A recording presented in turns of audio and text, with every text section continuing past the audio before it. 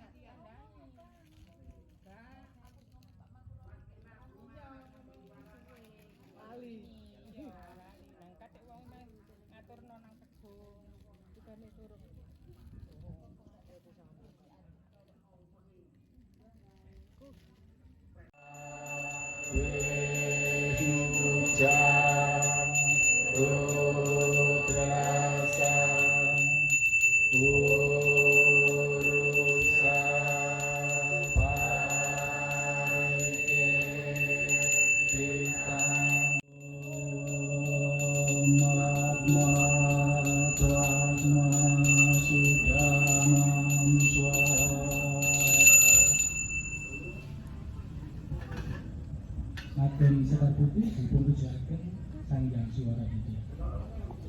Hum Puspakan Daya Namaswa, Hum Angkepatra Daya Namaswa. Hum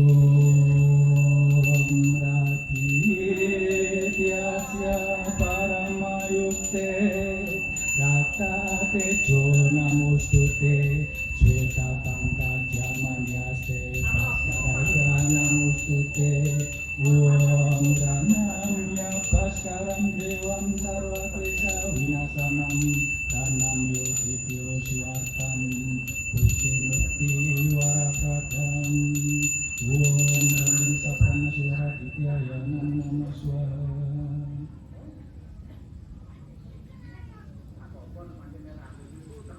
Ngagem Sekarabit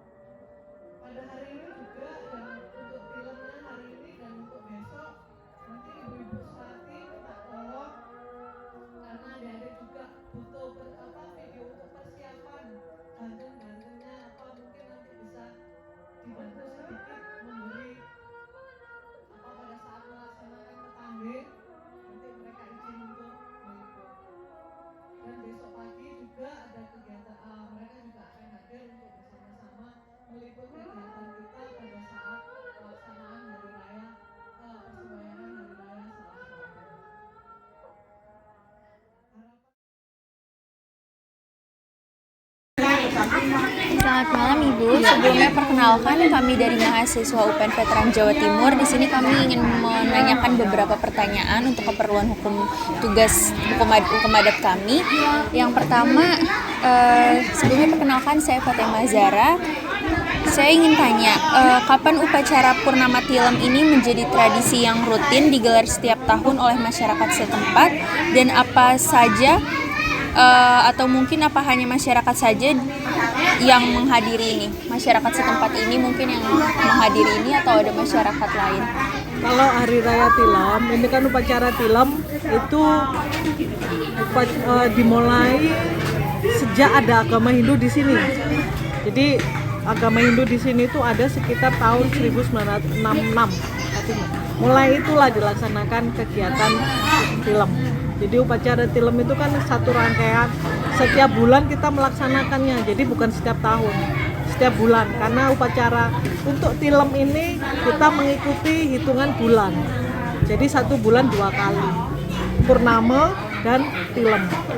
Kalau yang ikut siapa? Ya seluruh umat Hindu aja yang ikuti.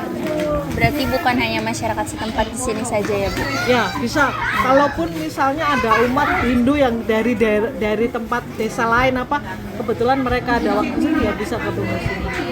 Baik, terima kasih Bu. Pertanyaan berikutnya Ibu, mengapa upacara atau tradisi ini diberi nama upacara Purnama Tilem, dan apakah ada sejarah sendiri untuk upacara atau tradisi ini? Kalau upacara Purnama Tilemnya kan memang memperingati kegiatan upacara Hari Raya Tilem dan Purnama itu memperingati atau jadi gini, ada yang kita namakan dewa yoga. Pada saat Purnama itu kita memanifestasikan ini adalah kegiatan yoganya Dewa Chandra, Sang Hyang Chandra. Jadi pada saat Purnama Sang Hyang Chandra lah yang bertugas melakukan yoga. Jadi kita menghormati atau kita worship bahasa Indonesianya worship ya. Menyembah. Pada saat Purnama kita menyembah Dewa Chandra, Sang Hyang Chandra sebagai manifestasi dari Tuhan karena pada saat itu melaksanakan tugasnya. Pada saat Tilem kita menyembah Sang Hyang Surya. Jadi kenapa? Ya karena memang pada saat Purnama dan Tilem itulah hari suci. Hari sucinya yang kita percayai pada saat itu juga ada tugas dari desa Yahudi pada saat itu. Makanya kita memperingatinya pada saat itu. Dilaksanakan setiap Purnama pada saat bulan baru dan Tilem pada saat bulan mati. Untuk pertanyaan selanjutnya, bagaimana tata cara pelaksanaan upacara Purnama Tilem? Kalau pelaksanaannya, tata caranya yang pasti kita sembahyang bersama. Dimulai dengan Pak Mangku melakukan persiapan bebantenan. Jadi Pak Mangku akan melaksanakan persiapan puja astawa namanya. Itu mempersiapkan tirta yang untuk tirta persucian untuk diberikan ke umat, untuk membersihkan upakara, membersihkan tempat. Setelah puja astawa, baru nanti Pak Mangku akan melaksanakan ayapan Banten. Ayapan Banten itu Banten yang sudah kita sampaikan ini akan diayapkan istilahnya dipersembahkan. Nah, setelah persembahan itu baru nanti umat akan dilukat. Yang tadi itu diketes, mungkin ada yang ikut ya. Diketes itu artinya kita membersihkan. Jadi pensucian. Setelah itu baru sembahyang bersama dilanjutkan itu ada Trisandya, dilanjutkan dengan Panca Pramaning Sembah. Setelah itu baru ada lagi Wasupada, pemberian tirta lagi. Terus pada saat itu sudah selesai. Apakah ada spesifikasi masyarakat setempat yang tidak boleh atau tidak bisa melaksanakan upacara Purnama Tilem ini? Kalau secara spesifik larangannya ya? Ya. Jadi gini, karena upacara Purnama Tilem dilaksanakan di Mandala Utama, berarti yang tidak bisa melaksanakan itu mereka yang Cuntaka. Cuntaka itu artinya dalam keadaan sebel, dalam keadaan kotor. Salah satunya wanita yang menstruasi, ibu-ibu yang barusan melahirkan, atau yang kedukaan. Kedukaan itu artinya gini, ada salah satu dari anggota keluarga kita yang meninggal. Itu kita salah satu anggota keluarga meninggal, berarti keluarga itu tidak boleh masuk ke Mandala Utama. Berarti mereka tidak bisa mengikuti kegiatan upacara tilam. Lalu untuk ada persiapan khusus tidak yang dilakukan dalam sebelum melaksanakan upacara Purnama Tilam? Persiapan yang pasti persiapan seperti persiapan Banten ini. Persiapan pembuatan Banten itu pasti.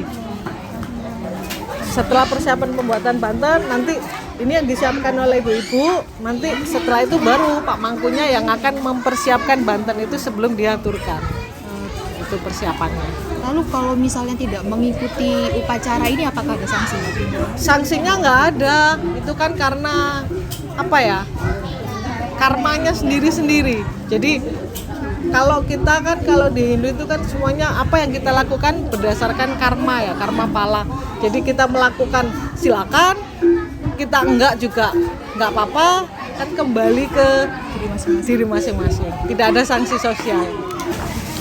Selanjutnya itu ada apa saja makna, manfaat, dan tujuan dari upacara Purnama Tilam ini sendiri, Bu? Kalau secara teologi, secara keagamaannya, itu kan memang kita memperingati sesuai yang saya tadi Stop. Sorry, ini gangguan.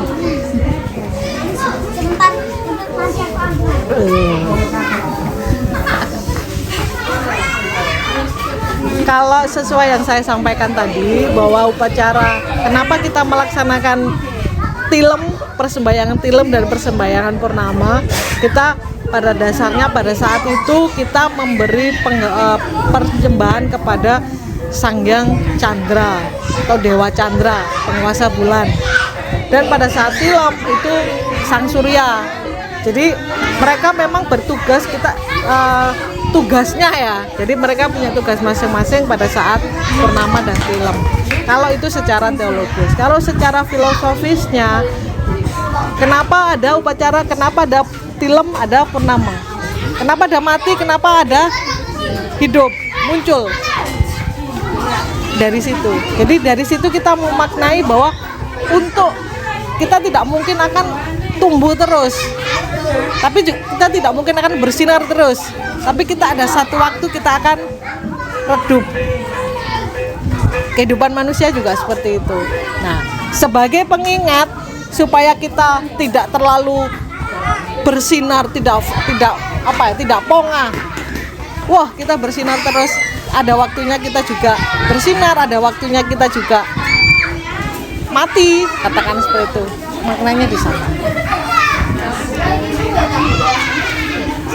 Pertanyaan selanjutnya, karena hari ini ada upacara Purnama Tilem dan besok ada upacara Saraswati, adakah korelasi antara dua upacara ini yang terjadi saling berdekatan? Tidak ada. Berarti itu emang kebetulan saja. Kebetulan harinya berdekatan. Jadi gini, Rainan atau hari raya suci di agama Hindu itu berdasarkan hari, perhitungan pasaran. Kalau orang Jawa Legi Paing Pon Wage Kliwon, atau berdasarkan pawukon, wuku kita ada 36 wuku. Sinta, Landap, Ukir, Uklantir, Watu Gunung, nah seperti itu. Atau berdasarkan bulan termasuk Purnama Tilem ini. Purnama Tilem satu bulan 2 kali, Purnama dan Tilem. Kalau yang untuk pawukon itu setiap 210 hari, artinya 6 bulan sekali. Kebetulan Saraswati ikut yang pawukon, besok tilemnya ikut yang bulan. Bisa jadi nanti hari ini tilem, hari ini juga Saraswati, karena waktunya pasti berputar. Kalau yang ikut tahun nyepi, Jadi ada banyak ininya, banyak apa? Banyak perhitungannya. Kalau untuk Kliwon misalnya 35 hari. Setiap 35 hari kita ada Kliwon. Ya kan? Bisa ikut yang kemis Kliwon itu. Kita ada juga kegiatan namanya Pitra Puja. Jadi kita ada bukan upacara, hanya sekedar melakukan doa bersama untuk para leluhur. Itu sebulan sekali, 35 hari sekali. Kalau yang Saraswati, Galungan, Kuningan, Agarwesi itu 6 bulan sekali ikut pawukon. Jadi 1 tahun 2 kali masing-masing. Kalau yang Nyepi ikut tahun pergerakan matahari 1 ke tahun sekali. Purnama Tilem ikut pergerakan bulan. Ada juga yang ikut pergerakan bulan tapi hanya berlangsung pada saat Tilem ke-7. Itu hari raya Siwaratri. Setahun sekali. Stop. Sudah mau selesai. Udah. Baik Ibu, itu sekian pertanyaan dari kami. Terima kasih sudah bersedia untuk menjawab. Terima kasih ya Bu atas kesempatannya.